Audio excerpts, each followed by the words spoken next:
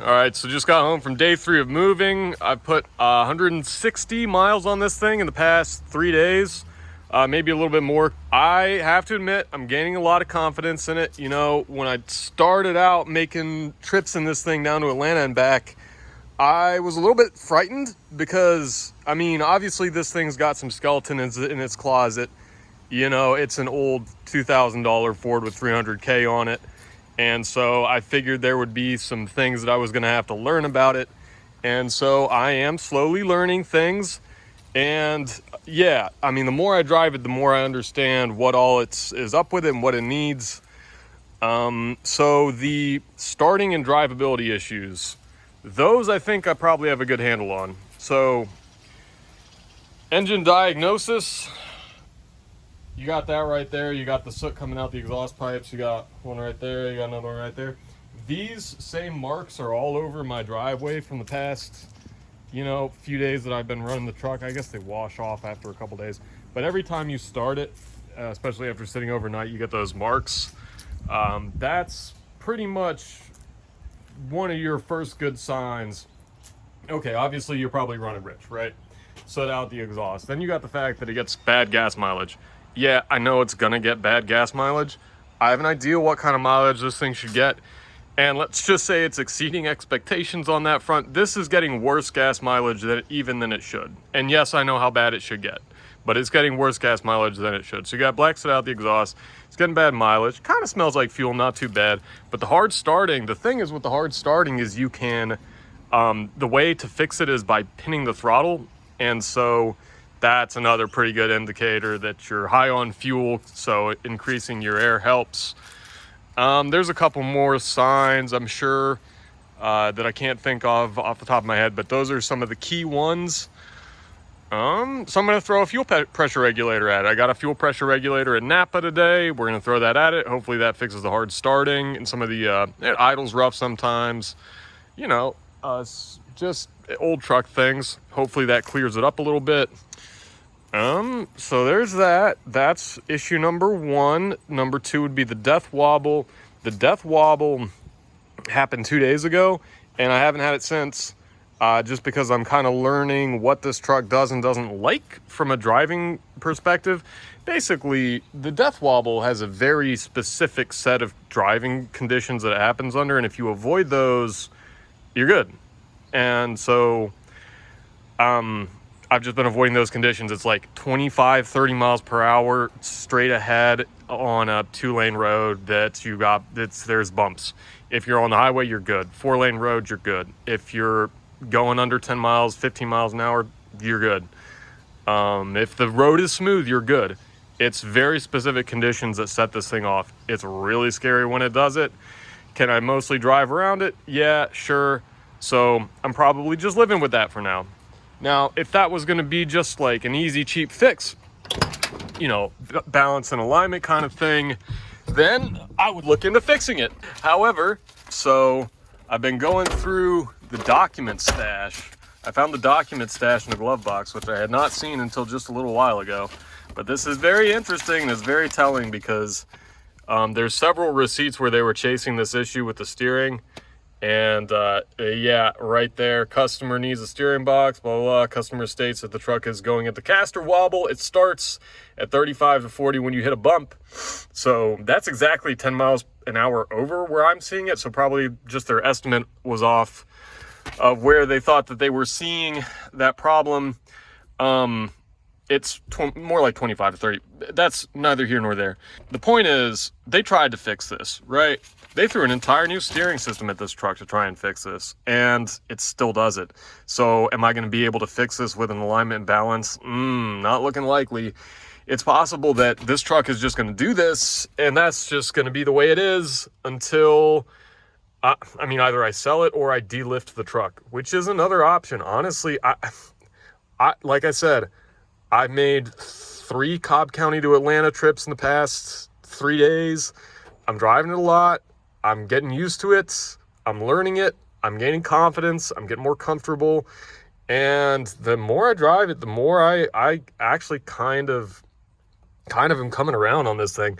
Number one, for one thing, the 302 is just, I'm loving it.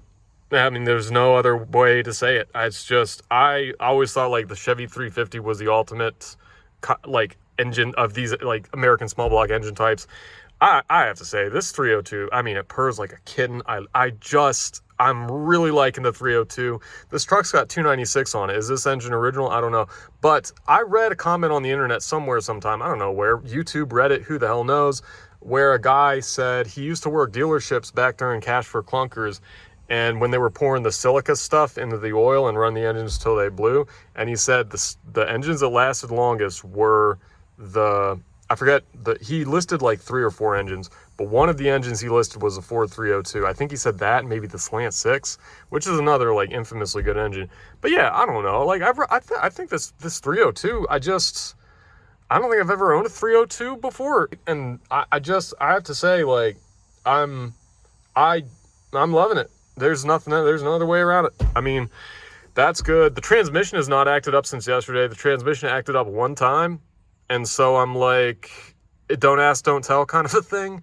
We're just gonna leave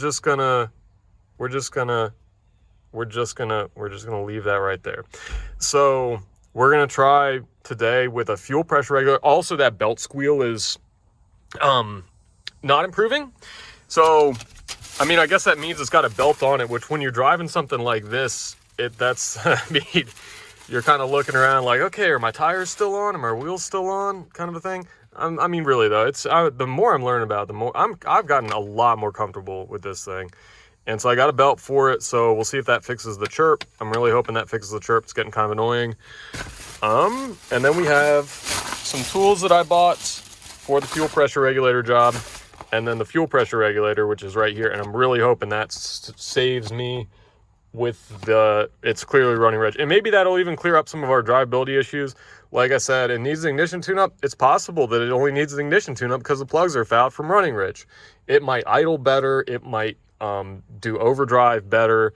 There's a number of things that could come out of this. So I'm really hopeful about this. I'm hoping it's an easy install. Kind of looks like it is. So I'm hoping to knock that out this afternoon. Maybe do another run to Atlanta. And so, yeah, so this is our first receipt. Actually, this is our second receipt. So I bought the truck for $2,000. The first thing I did, the first money I spent on this was the $10 for the Blue Devil rear main sealer, which seems to have worked. This thing sat on my driveway overnight and did not even one drop from the rear main. Not one drop of fluid. No tranny fluid, no power steering, no brakes, no engine oil, no coolant. I mean, it doesn't leak a thing. I mean, the rig is tight. And that really impresses me on an old vehicle like this. I have to say, I like that. The tranny I had to fix, but it was just a pan gasket was loose. The pan was loose. So anyways, and the power steering too, but that was simple too. So I spent $112 on it, 22 of which was tools. So I don't know, roughly $100. So okay, so we got one receipt for $100, then the other receipt for $10 for the Blue Devil engine rear main sealer. However, I realized today there's like maybe $10 in this ashtray right here, and that came with it. So Craigslist Gold accounting, that comes off, and that's going to take away our charge for the Blue Devil rear main sealer that we put in. So you got to count your dimes. That's Craigslist Gold did not get to where I own a 92 Ford and other things. I have a wheelbarrow, and I didn't get that way by, throwing pennies on the ground. So that's just your life tip for today. But I don't know. So we're going to try and knock this stuff out. And so we're going to be in the truck for, what are we saying? That's $2,100. And that's doing legit accounting. So yeah, we're going to try and turn this into a $2,100 truck from a $2,000 truck. See if we can fix the hard starting and the belt chirp, and maybe take another load down into town today. But yeah, I'm coming around on this. At first I was a little bit scared.